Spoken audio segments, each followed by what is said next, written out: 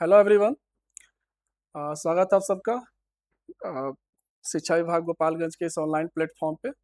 और मैं आपका फिर से रंजीत कुशवाहा, फिजिक्स टीचर। और हम लोग पढ़ रहे थे 12th क्लास का इलेक्ट्रोस्टैटिक चैप्टर। तो हम लोग पिछले क्लास में इलेक्ट्रोस्टैटिक्स में इलेक्ट्रिक लाइन ऑफ फोर्स यानी विद्युत बल रेखाएं या विद्युत क्षेत्र रेखाओं के बारे में हम लोग स्टडी किया हुआ था कि विद्युत क्षेत्र रेखाएं क्या होती हैं या विद्युत बल रेखाएं क्या होती है। उसके बहुत सारे प्रॉपर्टीज के बारे में भी हम लोगों ने स्टडी किया था, 8-10 प्रॉपर्टीज, उसके गुणों के बारे में भी हमने आपको बताया था। और उस गुणों के माध्यम से हम बहुत सारे इंपॉर्टेंट इंपॉर्टेंट चीज़ों को, जो इलेक्ट्रोस्टैटिक्स में जो फेनोमेनन है, उन सारी चीज़ों को हमने उस पर बखूबी एक्सप्लेन भी उसको अच्छे तरीके से किया हुआ था। ठीक है। अगर आपको वो याद नहीं आ रहा हो या अगर आप उसको नहीं देखे हो तो पिछले क्लास का वीडियो आप जरूर देखिए, इलेक्ट्रिक फील्ड लाइंस का। और तब उसके बाद से आज का क्लास आप कीजिए तो आपको बहुत अच्छा लगेगा, क्योंकि आज के क्लास में जो है हम लोग इलेक्ट्रिक फ्लक्स के बारे में पढ़ने जा रहे हैं। और इलेक्ट्रिक फ्लक्स जो है इलेक्ट्रिक फील्ड लाइन से ही रिलेटेड है, बल्कि हम तो कहें कि इलेक्ट्रिक फील्ड लाइन की प्रॉपर्टी से ही इलेक्ट्रिक फ्लक्स को भी हम डिफाइन करते हैं। ठीक है। और फिर इलेक्ट्रिक फ्लक्स हम लोग गॉसेस थ्योरम वगैरह को डिफाइन करेंगे। तो बहुत ही इंटरेस्टिंग आज का क्लास होने वाला है। बहुत अच्छे अच्छे चीज़ों के बारे में आज आप सीखेंगे और सब एक दूसरे से कैसे इंटर रिलेटेड है, इस चीज़ को भी आप देखेंगे कि एक चीज़ से कैसे दूसरी चीज़ें निकल रही है, दूसरी से तीसरी चीज़ें निकल रही हैं। और बहुत इंटरेस्टिंग वे में आपको हम बताने जा रहे हैं। बहुत ही आपको मजा आएगा इस चीज़ को समझने में। तो हम लोग पढ़ रहे थे इलेक्ट्रिक फील्ड लाइंस के बारे में। तो थोड़ा सा उसके बारे में हम लोग चर्चा करते हैं, उसके एक प्रॉपर्टी के बारे में, जिसमें हम लोगों ने पढ़ा था कि जैसे ये कोई अगर पॉजिटिव चार्ज है तो यहाँ से बहुत सारे इलेक्ट्रिक फील्ड लाइंस ऐसे हम लोग ड्रॉ कर सकते हैं। इस इलेक्ट्रिक फील्ड लाइंस यानी इलेक्ट्रिक फील्ड में खींचे हुए वो काल्पनिक सीधी या वक्र रेखाएं होती हैं, जिस पर कोई भी पॉजिटिव या मतलब कोई भी टेस्ट चार्ज होता है वो घूमने के लिए स्वतंत्र होता है। यानी इसके फील्ड में अगर कोई भी टेस्ट चार्ज रख दे तो जिस पाथ में वो घूमेगा, जिस पाथ में मूव करेगा, उसी पाथ को वो लोग इलेक्ट्रिक लाइन ऑफ फोर्स, विद्युत क्षेत्र रेखाएं कहेंगे। और ये चीज हम लोग पिछले क्लास में पढ़ चुके हैं। अब हम लोगों ने इसमें ये देखा हुआ था कि अगर इस इलेक्ट्रिक फील्ड में अगर हम कोई एक सरफेस एरिया की कल्पना करें, जैसे सपोज करो ऐसे हमने एक सरफेस एरिया यहाँ पे कंसिडर किया और ये सरफेस एरिया इसमें ऐसे रख दिया गया है। ठीक है। तो अगर जैसे यहाँ पर हम सरफेस एरिया एक कंसिडर करते हैं तो यहाँ पर हम लोग पढ़े थे कि इस सरफेस एरिया के, यानी ये जो सरफेस एरिया जो क्षेत्रफल अवयव है, इससे परपेंडिकुलरली यानी लंबवत होकर गुजरने वाली क्षेत्र रेखाओं की जो संख्या होती है प्रति एकांक क्षेत्रफल से, सरफेस के प्रति एकांक क्षेत्रफल से गुजरने वाली क्षेत्र रेखाओं की जो संख्या होती है, वह संख्या उस बिंदु पर वहां पर विद्युतीय क्षेत्र तीव्रता के समानुपाती होती है।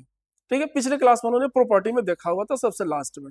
फिर से एक बार इसको रिपीट कर देता हूं कि विद्युतीय क्षेत्र में अगर हम कोई पृष्ठीय क्षेत्र अवयव की कल्पना करें, एक सरफेस एलिमेंट की कल्पना करें, तो उसके प्रति एकांक क्षेत्रफल से गुजरने वाली क्षेत्र रेखाओं की संख्या उस बिंदु पर विद्युतीय क्षेत्र तीव्रता के समानुपाती होती है।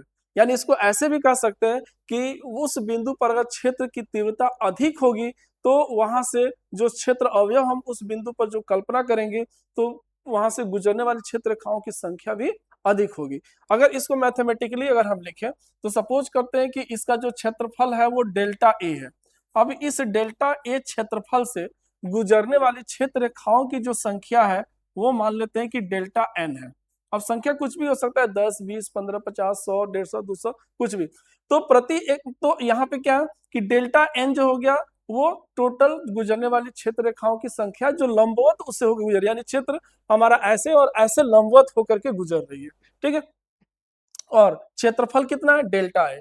तो अगर इसमें गुजरने वाली संख्या में अगर हम उसके क्षेत्रफल से भाग कर दे तो क्या निकल जाएगा, प्रति एकांक क्षेत्रफल से गुजरने वाले क्षेत्र रेखाओं की संख्या।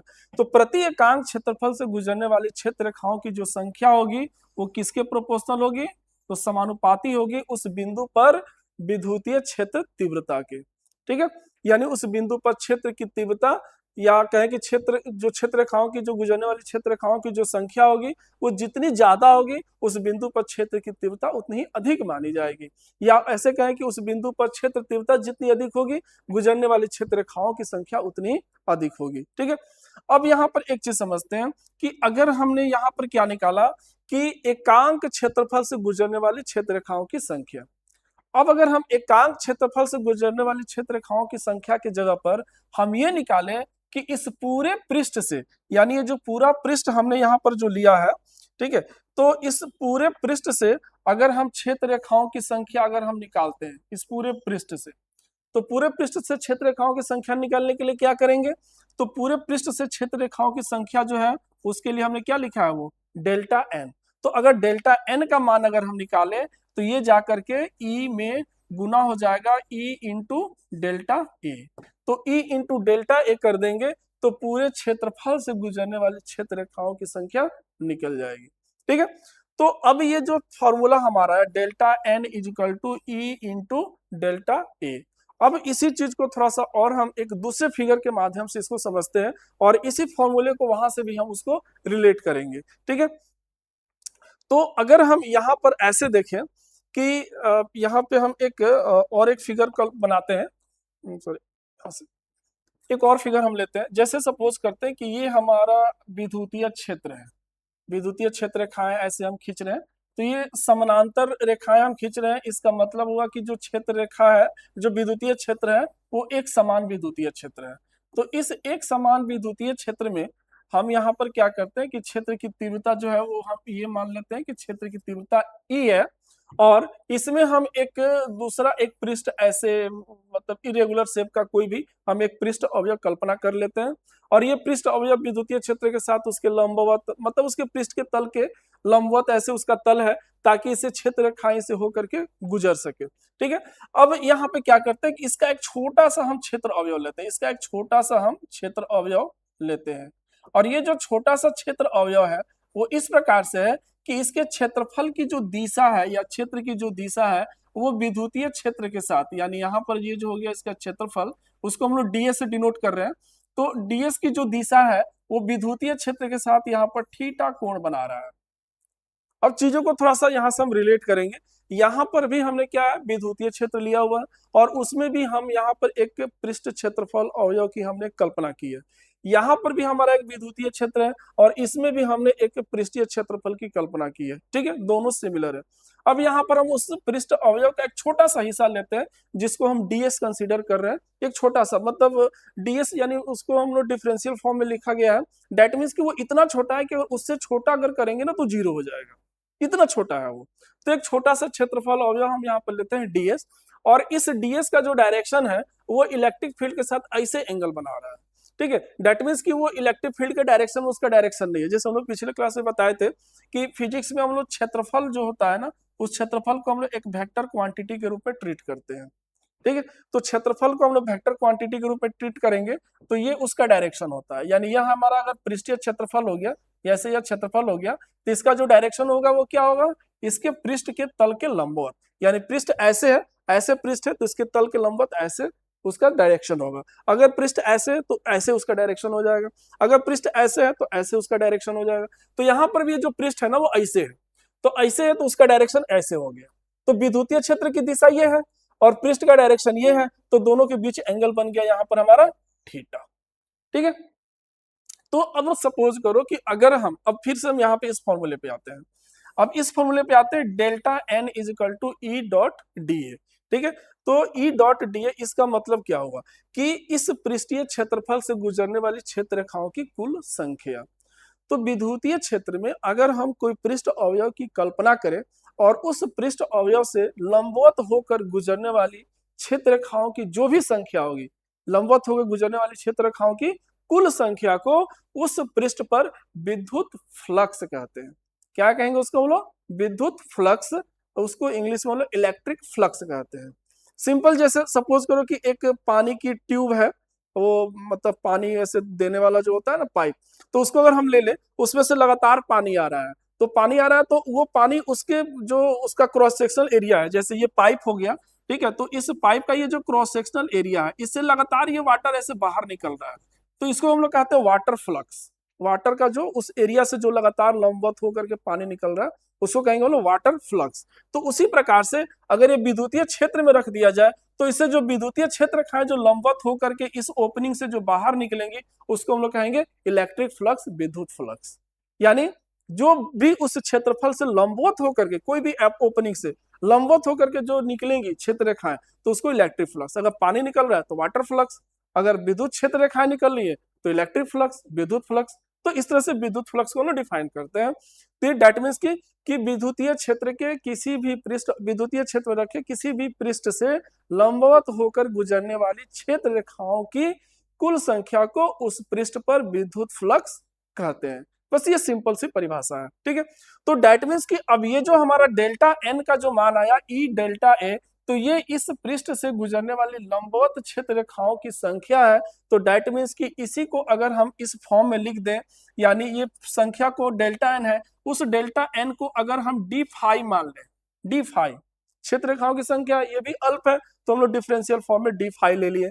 और विद्युत क्षेत्र, तो विद्युत क्षेत्र हो गया हमारा यहाँ पर ई, ठीक है। और यहाँ पर हो गया क्षेत्रफल, तो क्षेत्रफल आ गया डेल्टा ए, तो डेल्टा ए की जगह पर हम लोग अब यहाँ पर क्या हमारा क्षेत्रफल आ गया डीएस। तो हम लोग यहाँ पर क्या करते हैं कि यहाँ पर हम लोग इसको डीएस ले लेते हैं, यानी डेल्टा ए की जगह पर हमारा हो गया डीएस, ई डॉट डीएस। अब यहाँ पर हमने क्या किया, इसको वेक्टर फॉर्म में लिया और यहाँ पे डॉट प्रोडक्ट लगा दिया। अब ये डॉट प्रोडक्ट का मतलब क्या हुआ, क्योंकि अब यहाँ पर जो क्षेत्रफल है और जो इलेक्ट्रिक फील्ड है, ये दोनों के बीच का जो एंगल होगा वो हमेशा चेंज हो सकता है। वो दोनों एक दिशा में हो सकते हैं, एक दूसरे के लंबवत हो सकते हैं, एक दूसरे के अपोजिट हो सकते हैं। तो इसलिए जो है यहाँ पर एक डॉट प्रोडक्ट का हम उपयोग कर रहे हैं। और डी फाई जो है वो स्केलर क्वांटिटी, यानी यहाँ पर विद्युत फ्लक्स जो है एक स्केलर क्वांटिटी है, क्योंकि हमको यहाँ पर मिल क्या रहा है, क्षेत्र रेखाओं की संख्या। तो क्षेत्र रेखाओं की संख्या मिल रही है तो संख्या तो जो होगी वो स्केलर क्वांटिटी होगी, ठीक है। तो स्केलर क्वांटिटी है तो इसलिए यहाँ पर यह स्केलर हो गया, तो इसलिए यहाँ पर ये दोनों के बीच डॉट प्रोडक्ट हमारा आ गया, तो ई डॉट डीएस। तो कुल मिलाकर के अगर हम इसको थोड़ा सा इसको इरेज करते हैं और इसको अगर हम अलग से अगर इसको लिखे, इलेक्ट्रिक फ्लक्स को डिफाइन करें अगर यहाँ पर हम, तो उसके लिए अगर इसके लिए फॉर्मूला जो हम लोग लिखेंगे इलेक्ट्रिक फ्लक्स के लिए, तो यहाँ पर हम उसको ऐसे लिख सकते हैं, इलेक्ट्रिक फ्लक्स इजकल टू, तो यहाँ सॉरी यहाँ पर पहले हम लोग हेडिंग कर लेते हैं इलेक्ट्रिक फ्लक्स, इलेक्ट्रिक फ्लक्स यानी हिंदी में इसको कहेंगे विद्युत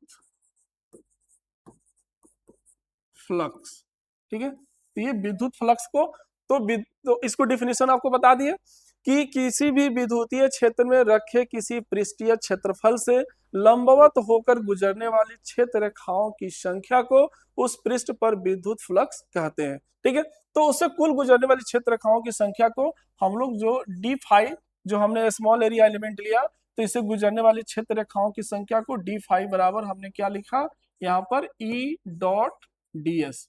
और इसी को अगर हम वेक्टर को अगर हम हटाए तो ये हमारा टर्म हो जाएगा E D S cos theta, ठीक है। तो डी फाई बराबर हो जाएगा E D S cos theta. और कॉस थीटा क्या है, where where theta is equal to ये ई तथा ई एंड दूसरा क्या हो गया डी एस, यानी क्षेत्रफल अवयव, ठीक है। ई और डी एस के बीच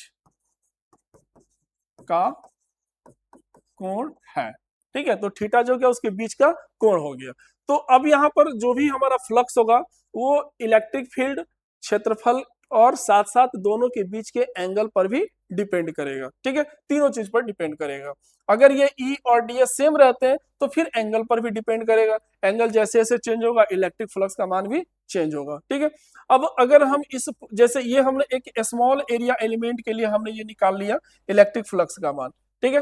तो अगर हम चाहते हैं कि नहीं हम पूरे पृष्ठ से फ्लक्स को निकालना चाहते हैं, ठीक है, तो पूरे पृष्ठ से भी फ्लक्स को निकालने का तरीका है यहाँ पर पूरे पृष्ठ से। अब यहाँ पर दो चीजें होगी, अगर हमारा पृष्ठ जो होगा, जैसे हमने यहाँ पर इरेगुलर शेप में कोई भी ऐसे पृष्ठ ले लिया अनियमित आकार का, उसका कोई नियमित आकार नहीं है, इरेगुलर शेप्ड है। अब वो रेगुलर शेप में भी हो सकता है, रेगुलर शेप में जैसे कि वो एक गोला हो सकता है या एक आयत के आकार का हो सकता है, ठीक है। या एक वृत्ताकार हो सकता है। तो अगर वो एक नियमित आकार का है और तब उसका एक छोटा सा अवयव लिए हैं, तो हम उसको इंटीग्रेट करके उस बड़े गोले के लिए या उस बड़े पृष्ठ के लिए हम लोग विद्युत फ्लक्स का मान आसानी से निकाल सकते हैं। जैसे अगर हम लिखें यहाँ पर कि समूचे पृष्ठ पर, ठीक है, समूचे, यहाँ पर समूचे पृष्ठ से विद्युत फ्लक्स, समूचे पृष्ठ से विद्युत फ्लक्स, तो समूचे पृष्ठ से विद्युत फ्लक्स के लिए तो phi is equal to integrate कर देंगे इस डी फाई को, और यहां पर क्या मिलेगा हमको, इसको हम लोग लिख सकते हैं ई डॉट डी एस, ठीक है। और इसका हम लोग क्लोज इंटीग्रेशन करेंगे, जैसे कि अगर वो मान लेते हैं कि सर्कल है तो सर्कल का पूरा सरकमफ्रेंस आ जाएगा, या तो उस तरह से जो भी, तो इसका क्लोज इंटीग्रेशन करेंगे और ई डॉट डी एस का, तो इस तरह से हम लोग उस पूरे पृष्ठ का निकाल सकते हैं, ठीक है। तो ये हमारा इस पृष्ठ के एक अति अल्प क्षेत्रफल अवयव से फ्लक्स का मान हो जाएगा, और ये पूरे पृष्ठ से फ्लक्स का ये हमारा मान हो जाएगा, ठीक है। तो इस तरह से हम लोग फ्लक्स को निकाल सकते हैं। अब यहाँ पर देखो एक और चीज देखते हैं कि अब चूंकि यहाँ पर जो फ्लक्स है वो थीटा पर भी डिपेंड कर रहा है, तो थीटा पर डिपेंड कर रहा है, तो निश्चित रूप से थीटा के अलग अलग वैल्यू अगर होगा, ठीक है, तो थीटा के अलग अलग वैल्यू के लिए भी हम लोग इसका मान अलग अलग हम निकाल सकते हैं, ठीक है। तो अगर हम यहाँ पर ले कि पहला यदि नहीं आ रही, ठीक, तो अगर हम थीटा के अलग अलग वैल्यू के लिए लिखें, तो हम इसके लिए देखो फ्लक्स का मान कैसे देख सकते हैं कि किस स्थिति में विद्युतीय फ्लक्स का मान अधिक होगा, सबसे ज्यादा होगा। तो पहला केस अगर हम लेते हैं, ठीक,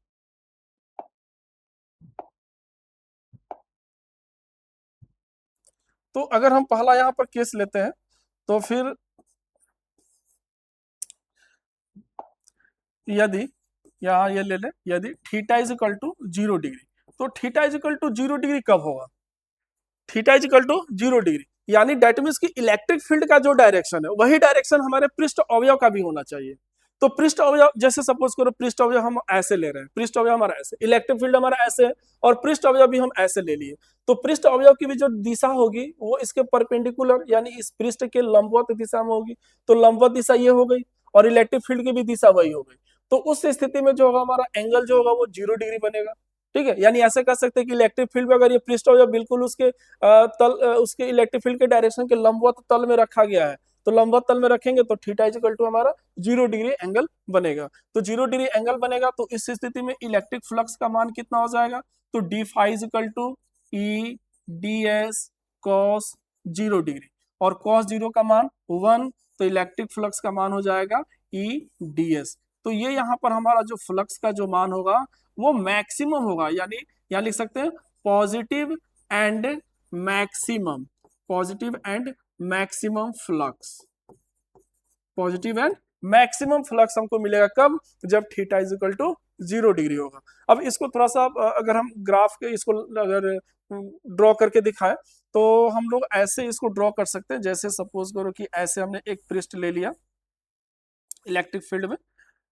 ये थोड़ा सा ठीक, तो यहाँ पर ये जैसे सपोज करो कि ऐसे हमारा ये ऐसे हमारा इलेक्ट्रिक फील्ड जा रहा है, ठीक है, ऐसे इलेक्ट्रिक फील्ड जा रहा है, ठीक।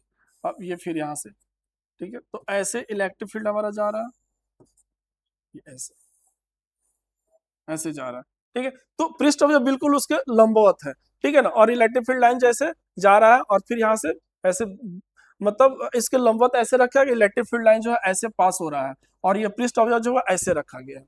तो इससे बिल्कुल लंबवत होकर के जितनी भी फील्ड लाइंस होगी सब इससे लंबवत होकर गुजरेंगी, तो लंबवत गुजरेंगी तो इससे गुजरने वाली क्षेत्र रेखाओं की जो संख्या होगी वो सबसे ज्यादा हो जाएगी, और सबसे ज्यादा हो जाएगी तो फ्लक्स का मान जो होगा वो हमारा सबसे अधिक हो जाएगा, मैक्सिमम हो जाएगा, ठीक है। तो ये चीज हमारा यहाँ पे है। अब चलो दूसरा कंडीशन देखते हैं कि दूसरे कंडीशन में हमारा इलेक्ट्रिक फ्लक्स का मान कैसे आता है, ठीक है। तो दूसरे केस के लिए हमारा थीटा इजिकल टू जो होगा, हम लोग 0 डिग्री लिए थे, तो थीटा इजिकल टू हम लोग 90 डिग्री ले लेते हैं, ठीक है। और 90 डिग्री केस में हम लोग देखते हैं कि फिर 90 डिग्री केस में क्या होता है इलेक्ट्रिक फ्लक्स का मान। तो दूसरा हो गया, दूसरा केस 2 नंबर में, तो if theta is equal to 90 degree, तो 90 डिग्री, तो देन हमारा इलेक्ट्रिक फ्लक्स का मान क्या हो जाएगा, तो then D phi is equal to E, फिर डी, सॉरी ये वेक्टर नहीं लिखेंगे हम यहाँ पे, इसको फिर से लिखते हैं, तो यहाँ पर ई और डी एस और कॉस 90 डिग्री, तो कॉस 90 का मान 0, तो इसलिए D phi is equal to जो होगा वो 0 हो जाएगा, यानी यहाँ पर हो जाएगा जीरो फ्लक्स, जीरो फ्लक्स, यानी कोई फ्लक्स इस केस में नहीं होगा। किस केस में, तो जब theta is equal to 90 degree बनेगा। अब 90 डिग्री कब बनेगा, तो अगर इलेक्ट्रिक फ्लक्स, जैसे मान लो इलेक्ट्रिक फील्ड लाइंस ऐसे हैं और ये इलेक्ट्रिक फील्ड लाइंस हो गया, मान लेते हैं ऐसे इलेक्ट्रिक फील्ड लाइंस हमने ड्रॉ किया, और इसमें जो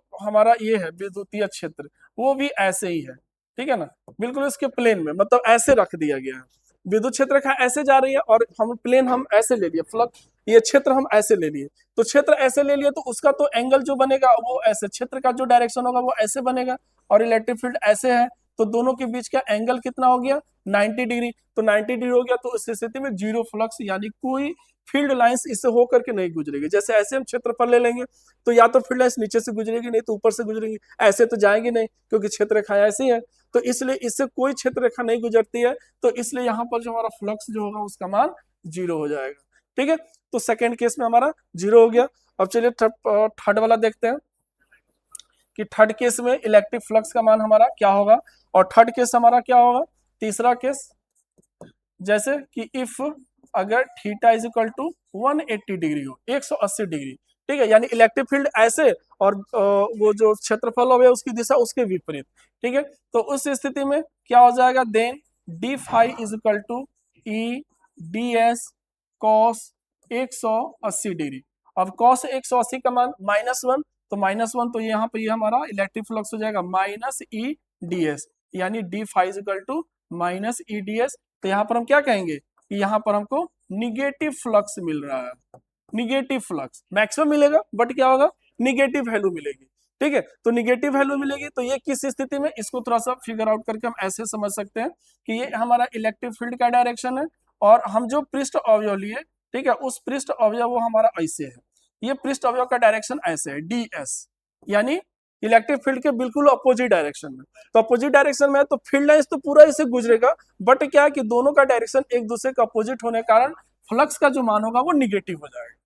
ठीक है, तो अब तीन केस हम देखें, तीनों केसों को अगर हम समराइज करें, अगर यहाँ पे हम तीनों केसों को अगर हम समराइज करें तो हम ये चीज पाते हैं कि फ्लक्स का जो मान है वो, फ्लक्स एक स्केलर क्वांटिटी है, बट उसका जो वैल्यू है वो पॉजिटिव भी हो सकता है, निगेटिव भी हो सकता है और जीरो भी हो सकता है। तो पहला केस किस केस में, तो हम ये लिख सकते हैं उसको कि इफ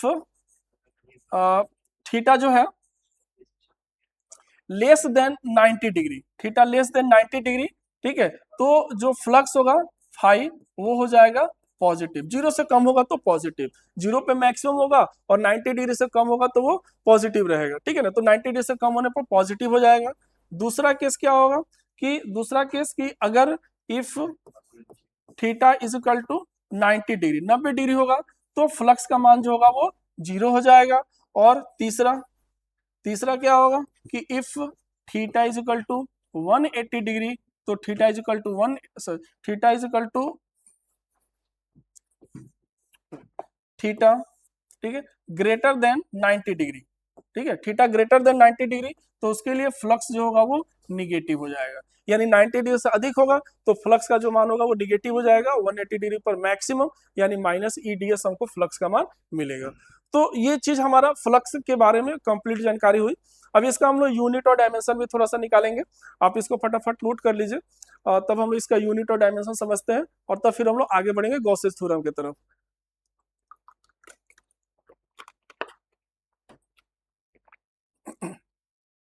उम्मीद कर रहे हैं कि आपको ये समझ में आ रहा होगा अच्छी तरीके से। अगर कुछ चीजें आपको नहीं समझ में आ रही है तो फिर से आप उसको दोबारा रिवाइज कीजिए, दोबारा इसको देखिए, समझ में आएगा। ठीक है, बहुत ही सरल भाषा में सब कुछ मैं एक्सप्लेन करने का कोशिश कर रहा हूँ। चलो अब देखते हैं इसका यूनिट और डायमेंशन। ठीक है, तो यूनिट और डायमेंशन हम लोग थोड़ा सा इसका निकालते हैं। तो यूनिट और डायमेंशन के लिए हमारे पास जो फॉर्मूला है उसी फॉर्मूले का हम लोग यूज करेंगे और तब देखेंगे कि इसका यूनिट और डायमेंशन क्या होता है। तो हमारे पास क्या फॉर्मूला है, हमारे पास फॉर्मूला है कि डी फाई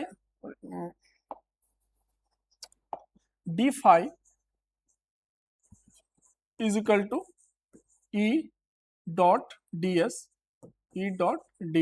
ऐसे, और जीरो डी होगा तो ई डी एस हो जाएगा। तो खैर उतना नहीं जाते। तो अगर हम इसके हिसाब से अगर इसका एसआई यूनिट लिखें, एसआई यूनिट, तो इलेक्ट्रिक फील्ड का यूनिट, तो इलेक्ट्रिक फील्ड का यूनिट हो जाएगा न्यूटन प्रति कुलम। और फिर ये डीएस एरिया हो गया, तो एरिया का यूनिट हो जाएगा मीटर स्क्वायर। तो इसको हम लोग ऐसे लिख सकते हैं, Newton metre square per coulomb, ये इसका एसआई यूनिट हो जाएगा। इसी तरह इसी यूनिट से इसको हम लोग डिनोट करेंगे, ठीक है। और साथ साथ इसका डायमेंशन भी हम लोग निकाल लेते हैं। डायमेंशन भी बहुत इंपॉर्टेंट है, एग्जाम में बहुत बार पूछता है डायमेंशंस। तो डायमेंशंस हो गया यहाँ पर फाई का, इलेक्ट्रिक फ्लक्स का। तो इलेक्ट्रिक फ्लक्स को हम लोग फाई से डिनोट करते हैं, और डी फाई यहाँ पर लिखने का मतलब है कि हम लोग स्मॉल एरिया एलिमेंट का हम लोग इलेक्ट्रिक फ्लक्स निकाल रहे हैं, इसलिए डी फाई से डिनोट कर रहे हैं।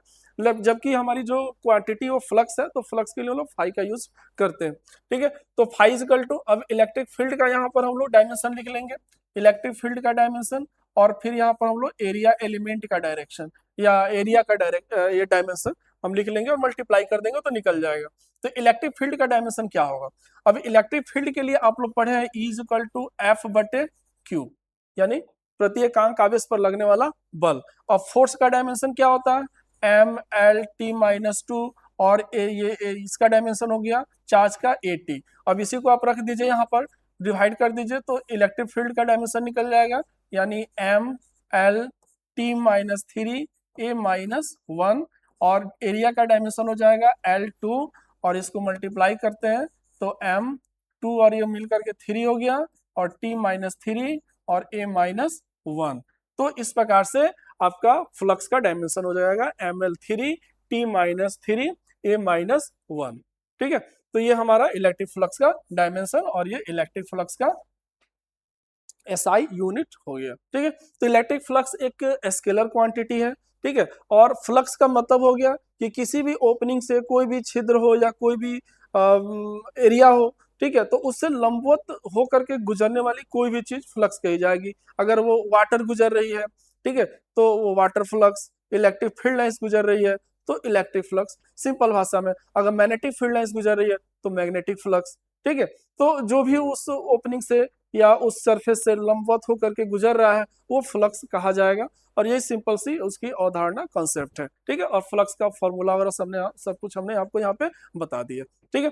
तो ये इलेक्ट्रिक फ्लक्स हमारा यहाँ पे कंप्लीट होता है। इस पर हम लोग कुछ क्वेश्चन वगैरह भी करेंगे, लेकिन आज नहीं, क्वेश्चन का सेशन हमारा नेक्स्ट में रहेगा। अभी हम लोग आज जो है इलेक्ट्रिक फ्लक्स निकालने का एक और तरीका हम लोग पढ़ेंगे, ठीक है, एक और फॉर्मूला पढ़ेंगे, ठीक है। और तब हम लोग फिर आगे बढ़ेंगे। तो तो एक और तरीका हम लोग क्या पढ़ते हैं इलेक्ट्रिक फ्लक्स निकालने का। एक और जो तरीका है वो कहा जाता है गॉसेस थ्योरम, गॉसेस थ्योरम या गॉस का प्रमेय, या वो गॉस प्रमेय भी कहा जाता है इंग्लिश में। इसको हिंदी में हम लोग ऐसे भी लिखते हैं, गॉस का नियम या गॉस का प्रमेय, ठीक है, ऐसे भी हम लोग इसको लिखते हैं गॉस, ठीक है। गॉस भी लिखा जाता है, लेकिन ज्यादा मतलब शुद्ध हमको गॉस ही लगता है, ठीक है।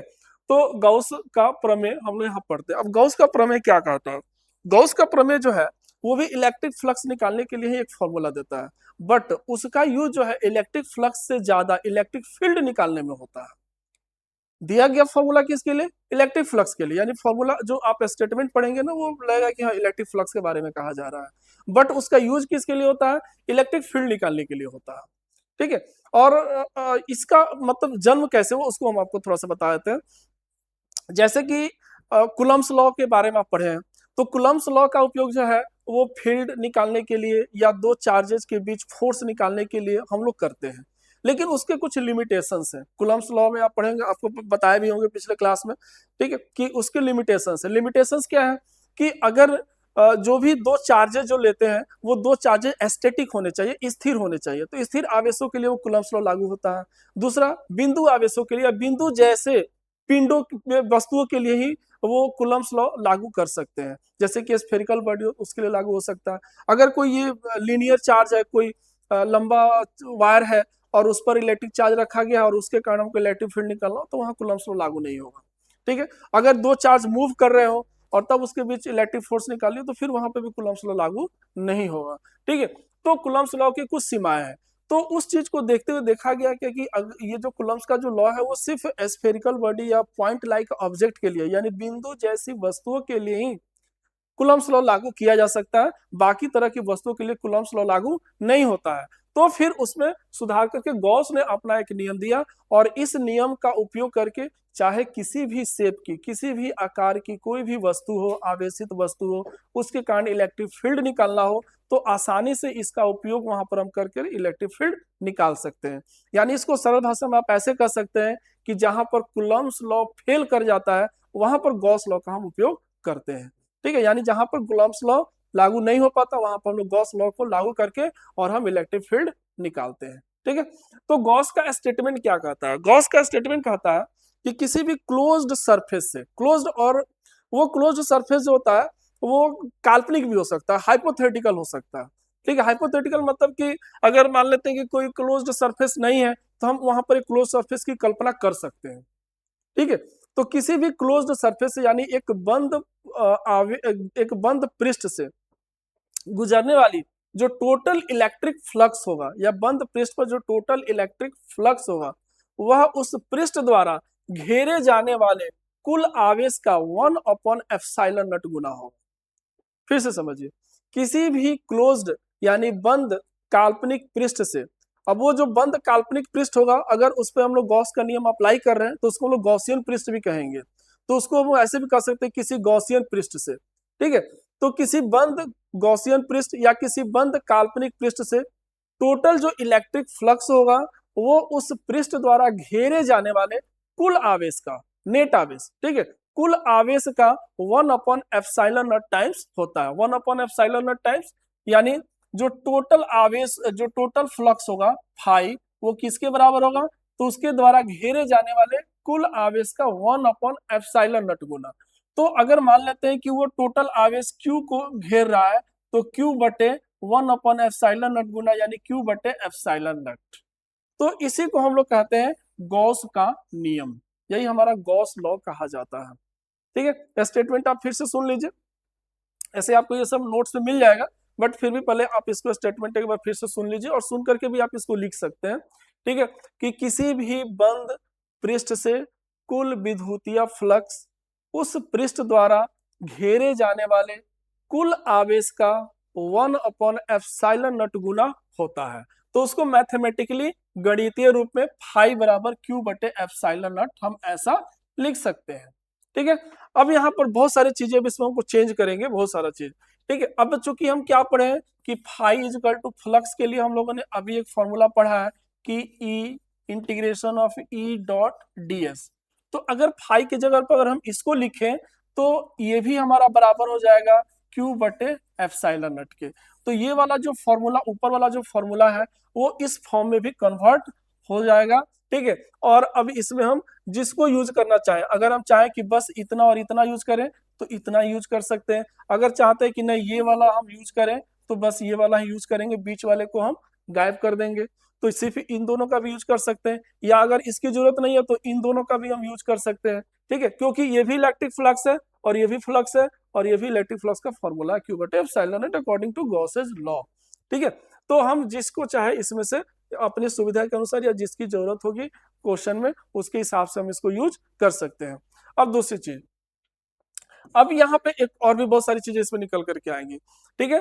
पहला क्या, कि अगर सपोज करो कि यहाँ पर जैसे हमने लिया Q बटे ε0, तो Q बटे ε0 लिया, तो डेट मीन्स कि हमने यहाँ पर क्या ले रहा है, क्या ले रहे हैं कि जो हमारा परिवेश है, जो हमारा माध्यम है, ठीक है, वो या तो वायु है या निर्वात है। तो वायु है और निर्वात है, इसीलिए हमने यहाँ पर ε0 का यूज किया हुआ है। ठीक है। ये भी तो हो सकता है कि माध्यम जो कोई परावैद्युत माध्यम हो, वायु या निर्वात के अलावा जल हो सकता है, या कोई और दूसरा माध्यम हो सकता है। तो फिर अगर माध्यम बदलेगा, तो परावैद्युत माध्यम के लिए तो यहाँ पर लिख सकते हैं परावैद्युत, परावैद्युत माध्यम।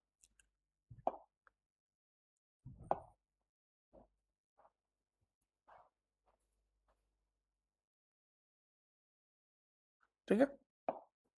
जैसे घन हो गया, अब इस घन का एक देखो, ये वाला एक पृष्ठीय क्षेत्रफल एक नीचे का हो गया, ये वाला ऊपर वाला पृष्ठ हो गया, ठीक है, ये साइड वाला इस साइड मतलब राइट साइड का हो गया, और ये लेफ्ट साइड का हो गया, बीच का स्पेस हो गया, ठीक है।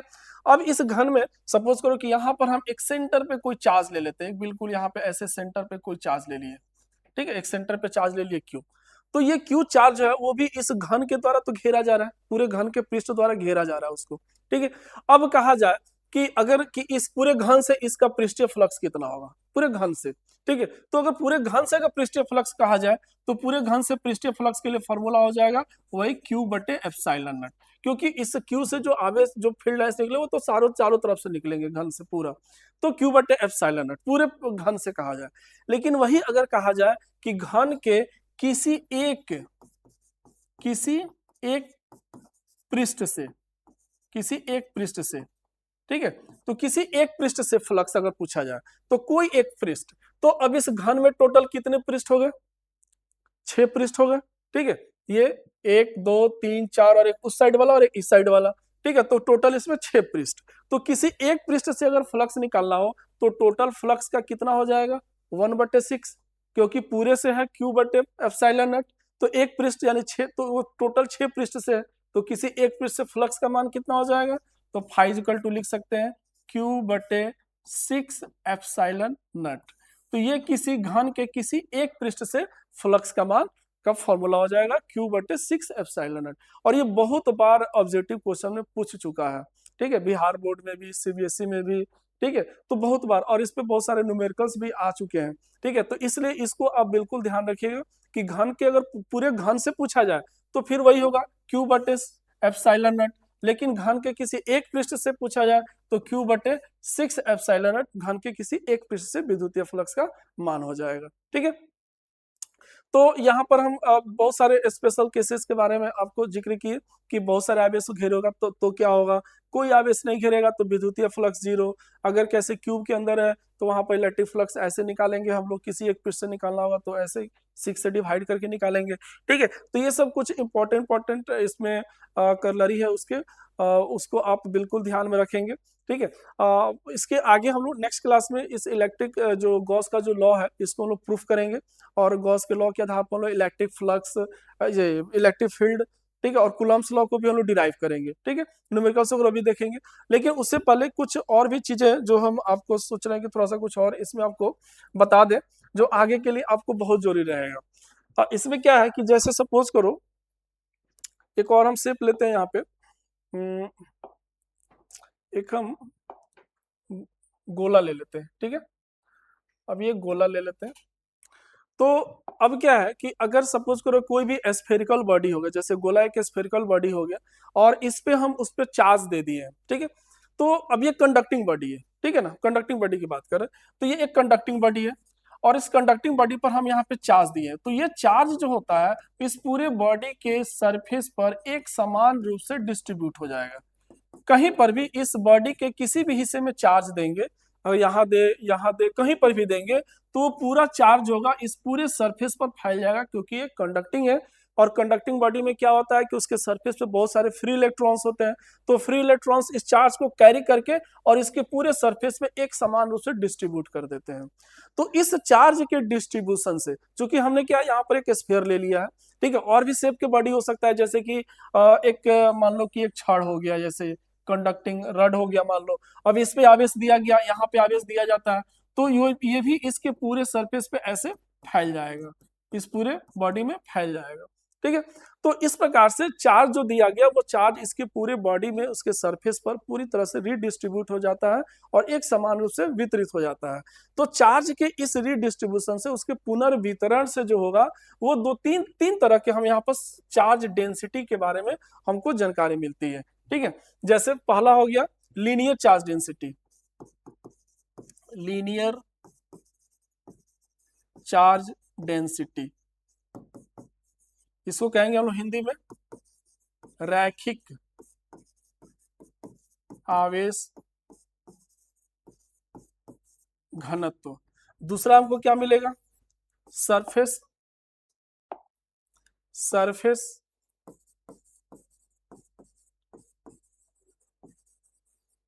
चार्ज डेंसिटी, यानी पृष्ठीय आवेश घनत्व, पृष्ठीय आवेश घनत्व, ठीक है। और तीसरा हमको मिलेगा volume charge density, volume charge density, इसको कहेंगे हम लोग आयतन आवेश घनत्व। तो ये तीन तरह के, जैसे जब हम किसी भी कंडक्टिंग बॉडी पे जब चार्ज देते हैं और चार्ज डिस्ट्रीब्यूट होता है उसके पूरे सरफेस पे जब वो फैलता है, तो तीन तरह के हमको चार्ज डेंसिटी भी यहाँ पर मिलते हैं, ठीक है। अब इन तीनों चार्ज डेंसिटी बारे में फटाफट थोड़ा समझ लेते हैं। पहला रैखिक आवेश घनत्व। रैखिक आवेश घनत्व का मतलब हो गया कि उसके प्रति एकांक लंबाई पर दिया गया आवेश, यानी जो भी आवेश दिया गया, जैसे मान लो इसकी लंबाई हो गई 5 मीटर, हमने इस पर आवेश दे दिया 2 कूलम या 5 कूलम, जो भी, तो एकांक लंबाई पर जितना आवेश वितरित हुआ उसको कहेंगे रैखिक आवेश घनत्व। तो कैसे निकालेंगे रैखिक आवेश घनत्व को? हम लोग लैम्डा से डिनोट करते हैं, और क्यू आवेश दिया गया है एल लंबाई पर, तो क्यू में एल से भाग कर देंगे तो एकांक लंबाई पर दिया गया आवेश निकल जाएगा, और इसी को कहेंगे हम लोग रैखिक आवेश घनत्व। और इसका यूनिट अगर हम देखें तो इसका यूनिट क्या हो जाएगा? इसका यूनिट हो जाएगा कूलम्ब प्रति मीटर, ठीक है। इसका यूनिट है क्योंकि आवेश का मात्रक कूलम्ब और इसकी लंबाई का मात्रक मीटर, तो कूलम्ब प्रति मीटर इसका मात्रक हो जाएगा। इसी प्रकार से पृष्ठीय आवेश घनत्व। पृष्ठीय आवेश घनत्व का मतलब क्या हुआ कि इसके पृष्ठीय क्षेत्रफल पर जो आवेश दिया गया, तो एकांक क्षेत्रफल पर वितरित आवेश, जैसे उसका पूरा क्षेत्रफल मान लो कि बड़ा गोला है तो क्षेत्रफल ज्यादा होगा, ठीक है। तो उसके एकांक क्षेत्रफल पर जो आवेश होगा उसको कहेंगे हम लोग पृष्ठीय आवेश घनत्व। तो एकांक क्षेत्रफल पर आवेश निकालने के लिए उसको हम लोग डिनोट करते हैं सिग्मा से, और उसका मान क्या होगा? क्यू आवेश दिया गया है उसके क्षेत्रफल ए पर। अब ए क्षेत्रफल कुछ भी, जैसे अगर गोला होगा तो उसका क्षेत्रफल रखेंगे, ठीक है। तो जो भी होगा उसका क्षेत्रफल यहाँ पर हम रख सकते हैं, ठीक है। तो ये हो जाएगा एकांक क्षेत्रफल पर दिया गया आवेश, यानी पृष्ठीय आवेश घनत्व, और इसका मात्रक हो जाएगा कूलम्ब प्रति मीटर स्क्वायर। आवेश का मात्रक कूलम्ब और एरिया का मात्रक मीटर स्क्वायर, तो कूलम्ब प्रति मीटर स्क्वायर इसका मात्रक हो जाएगा।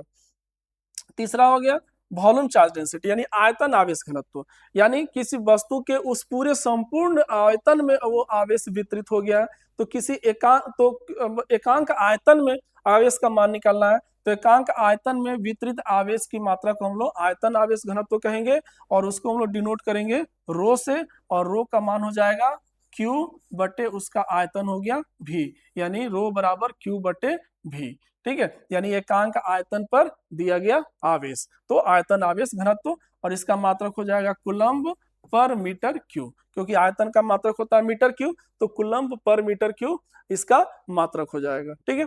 तो ये आवेशों के पुनर्वितरण के कारण मतलब आवेश घनत्व हमको प्राप्त होते हैं। इसको आप लोग नोट डाउन कर लेंगे।